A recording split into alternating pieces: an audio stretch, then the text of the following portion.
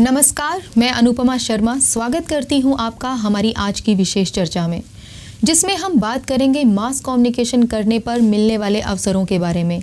और इस पर बात करने के लिए आज हमारे साथ हैं CDLU JMC डिपार्टमेंट से मीडिया एजुकेटर और निदेशक जनसंपर्क अधिकारी डॉक्टर अमित सागवान जी, जो पहले जी न्यूज़ और सहारा टीवी पर बतौर जर्नलिस्ट काम कर चुके हैं।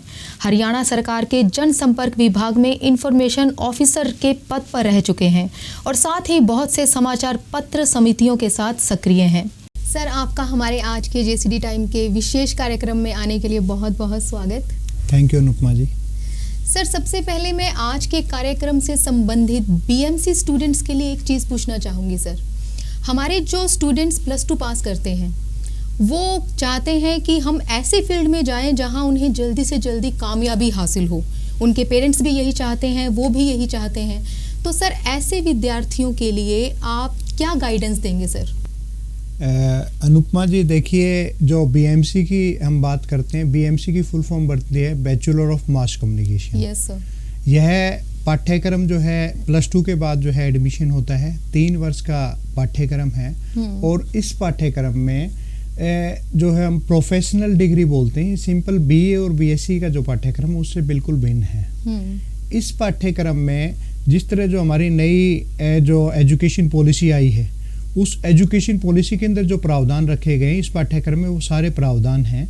व्यवहारिक पक्ष जो है वो मजबूत होना अत्यंत आवश्यक है। जो बच्चे, जो विद्यार्थी एडमिशन जब लेना चाहते हैं, मास कम्युनिकेशन में लेना चाहते हैं, तो उसके लिए यह अत्यंत आवश्यक है कि उनकी लेखनी जो है वो अच्छी होनी चाहिए, भाषा के ऊपर पकड़ होनी चाहिए। जितनी भाषाओं के ऊपर पकड़ होगी उतना ही बच्चा जो है वो ज़्यादा कामयाब होगा। और क्योंकि +2 के बाद देखते हैं, हम अभिभावकों को भी देखते हैं, अभिभावकों को ज़्यादा चिंता रहती है कि अपने बच्चे को मेडिकल लाइन में लेके जाएं, अपने बच्चे को इंजीनियरिंग साइड में लेके जाएं। ये देखो, मेडिकल का और इंजीनियरिंग का क्या है, एक अपने इंडिया के अंदर जो है भेड़ चाल है। हर वर्ष नीट का एग्ज़ाम होता है MBBS में एडमिशन के लिए, बैचलर डिग्री के लिए, तो उसमें हर वर्ष जो है लाखों की संख्या जो है वो बढ़ जाती है संख्या। और इसी तरह इंजीनियरिंग में भी यही है। अच्छे संस्थान जो है बहुत कम है। IIT सरकार ने खोली हैं, 17-18 IITs हैं जो देश भर में कार्यरत हैं। और रही बात मीडिया शिक्षा की, तो मीडिया शिक्षा का जो BMC का जो कोर्स है वो नो डाउट रोजगारोन्मुखी पाठ्यक्रम है। और इस पाठ्यक्रम की अगर हम हरियाणा की बात करें तो हरियाणा के विभिन्न महाविद्यालयों के अंदर जो है पाठ्यक्रम शुरू किया गया था। ये बात है लगभग 2006 के आसपास जो है पाठ्यक्रम इंट्रोड्यूस किया था। और अपने जो हरियाणा शिक्षा परिषद के जो चेयरमैन हैं प्रोफेसर BK कुटियाला जी, उन्होंने जो है इसको इंट्रोड्यूस करने की पहल की थी। कॉलेज स्तर पे जो है इस टाइम मतलब ड्राफ्ट जो है वो तैयार करके भेजा था। तो उस टाइम पे वो कुरुक्षेत्र उनकी क्या सोच रही होगी सर? कुरुक्षेत्र विश्वविद्यालय के डायरेक्टर थे। अनुपमा जी, देखिए, उनकी जो सोच की अगर बात करें, उनकी यही सोच थी कि व्यवहारिक रूप से विद्यार्थियों को दक्ष किया जाए और रोजगार के नए नए अवसरों का जो है वो सर्जन किया जाए जी। अगर हम इस क्षेत्र के अंदर रोजगार की अगर बात करें तो रोजगार के अनेक अवसर उपलब्ध हैं।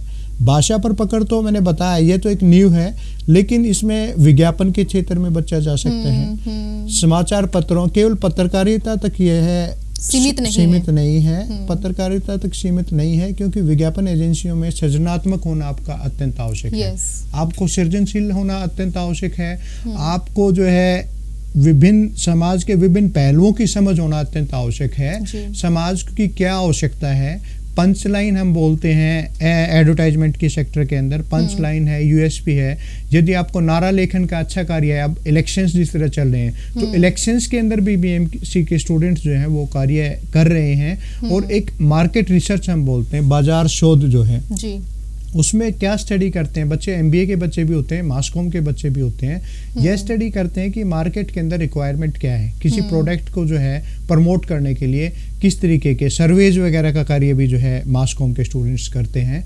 तो मास कॉम का ये कह सकते हैं कि अपार और अनंत संभावनाएं हैं मास कॉम के क्षेत्र में। और दूसरा सबसे बड़ी बात क्या है कि इसके अंदर इतनी भीड़ नहीं है जो आपकी MBBS के अंदर भीड़ है, जो आपकी इंजीनियरिंग क्षेत्र के अंदर भीड़ है, वो इस तरह का अभी नहीं है। इसलिए सर, अगर इससे बच्चे रिलेटेड एक चीज मैं पूछना चाहूंगी हाँ जी सर, अभी मैं जिस दिक्कत को मैं स्टूडेंट्स के अंदर देख रही हूँ बीएमसी कोर्स को लेकर कि बच्चों को पता ही नहीं है बीएमसी नाम का भी कोई कोर्स है क्या, तो सर इस अवेयरनेस की कमी का कारण क्या है सर? इस अवेयरनेस की कमी का कारण मैं ये कहूँगा कि संस्थानों में खोल तो दिया है, कोर्सेज को शुरू तो कर दिया, पाठ्यक्रमों को शुरू तो कर दिया गया है, लेकिन जो पाठ्यक्रमों के अंदर जो रोजगार की अपॉर्चुनिटीज जिन उद्देश्यों को लेकर इस कोर्स को शुरू किया गया था, इसको जो है शैक्षणिक संस्थानों में सिर्फ जो है थ्योरेटिकल एस्पेक्ट तक कवर किया गया है, प्रैक्टिकल एस्पेक्ट्स को नहीं किया गया। जब हम प्रैक्टिकल एस्पेक्ट्स को कवर करेंगे, विद्यार्थियों को ज्यादा से ज्यादा इस तरह मतलब बाजार के अंदर क्या हो रहा है, मीडिया जो है एक उद्योग का रूप धारण कर चुका है, तो मीडिया उद्योग की, विज्ञापन उद्योग की, जनसंपर्क एजेंसियों की जानकारी जिस तरह अगर होगी तो नो डाउट जो हमारे बच्चे हैं उनको रोजगार मिलेगा, और रोजगार मिलने के साथ साथ जो है कोर्स की जो पब्लिसिटी जो है वो प्रॉपर तरीके से हो पाएगी। जी बिल्कुल सर।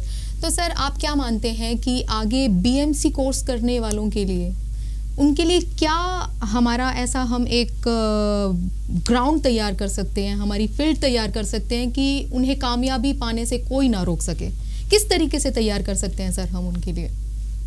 बच्चों को तैयार करने का देखो अनुपमा जी, अगर बात करें तो जो भाषा की मैंने बात की है, भाषा वैसे तो ये माना जाता है कि कॉलेज के अंदर आएगा तो बच्चे की जो है सारी समझ होंगी, लेकिन ऐसा नहीं है। कहीं ना कहीं एजुकेशन सिस्टम में हमारे में कहीं ना कहीं गड़बड़ है, और यही वजह है जो 36 सालों के बाद जो एजुकेशन पॉलिसी आ रही है वो यही वजह है कि शिक्षा के अंदर अमूलचूल परिवर्तन करने के उद्देश्य जो है ये लाई गई है, और इस शिक्षा नीति को यदि सही मायने में क्रियान्वित अगर किया जाता है तो इस तरह की समस्याएं नहीं आएंगी, बच्चे की जो है भाषा के ऊपर कमांड होगी।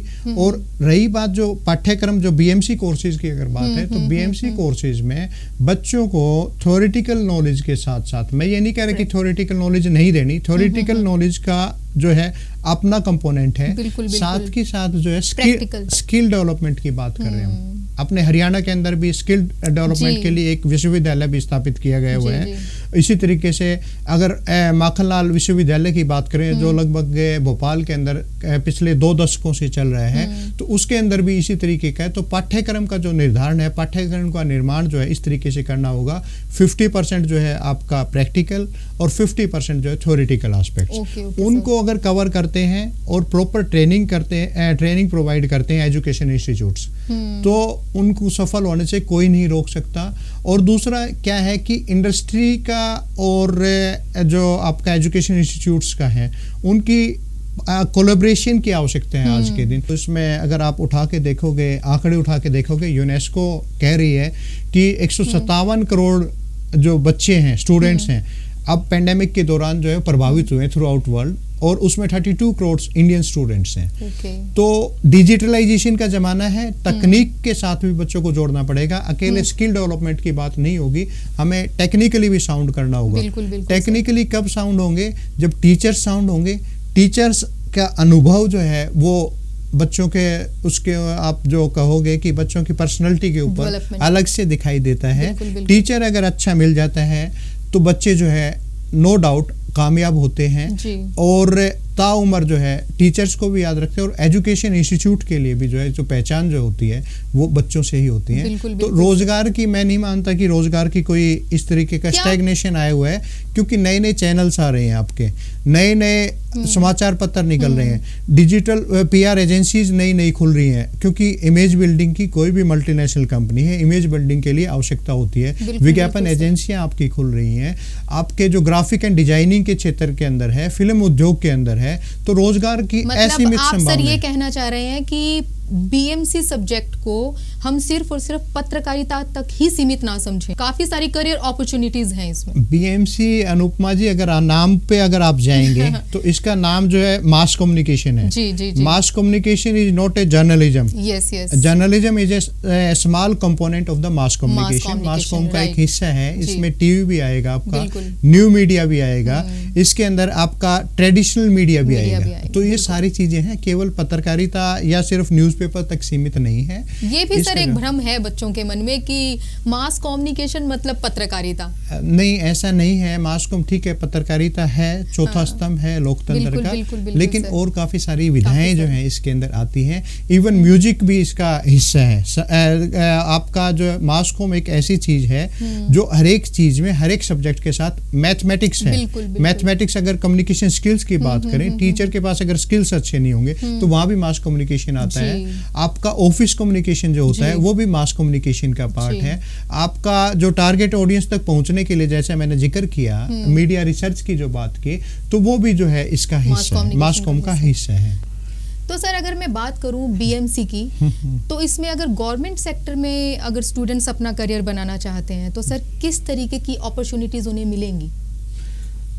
अनुपमा जी, आपका बड़ा अच्छा सवाल है। और गवर्नमेंट सेक्टर की अगर बात करते हैं, बीएमसी के बाद जो है गवर्नमेंट सेक्टर की बात, तो बीएमसी जो आपकी डिग्री है वो एक स्नातक स्तर की डिग्री है जी। और बीएमसी का जो बच्चा है वो आपका गवर्नमेंट सेक्टर के अंदर जो भी इस तरह जो बीए वाले, बीएससी वाले, बीटेक वाले जो बच्चे एलिजिबल हैं जिस पोस्ट के लिए, इस तरह मतलब वो एक ग्रेजुएशन की डिग्री के बाद 50% मार्क्स या 60% मार्क्स के बाद जो एसएससी के एग्ज़ाम्स हैं, आपके जितने भी कम्पिटिटिव एग्ज़ाम्स हैं, बैंक पीओ का एग्ज़ाम है, उसके लिए तो एलिजिबल है ही हैं। साथ के साथ वो व्यवहारिक रूप से क्योंकि दक्ष अगर होके जाते हैं तो डिफरेंट न्यूज़पेपर्स के अंदर, न्यूज़ एजेंसीज के अंदर, आपका जो न्यू मीडिया के जो यूट्यूब चैनल्स हैं उनके ऊपर, और आपके जो कॉर्पोरेट सेक्टर है, कॉर्पोरेट सेक्टर के अंदर भी उनकी एलिजिबिलिटी बन जाती है अप्लाई करने के लिए जी।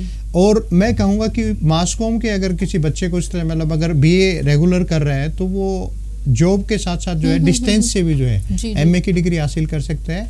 एमए के बाद और रास्ते खुल जाते हैं। एमए या एमएससी की डिग्री कई जगह करवाते हैं तो ब्रॉडकास्टिंग का है, ब्रॉडकास्टिंग के फील्ड में जा सकते हैं, फिल्म इंडस्ट्री के अंदर बच्चा जा सकता है। तो इस तरीके की काफ़ी सारी जो रोजगार की जो है अपार संभावनाएं बीएमसी के बाद भी है, एमएमसी के बाद भी है। तो सर मेरा एक क्वेश्चन और आपसे है कि जो बच्चे मास कम्युनिकेशन करना तो चाहते हैं लेकिन उनके मन में संकोच होता है कहीं ना कहीं कि हमें बोलना नहीं आता अच्छे से, हमें लिखना नहीं आता अच्छे से, तो हम इस फील्ड में कामयाब नहीं हो पाएंगे। तो सर ऐसे विद्यार्थियों को आप क्या संदेश देना चाहेंगे?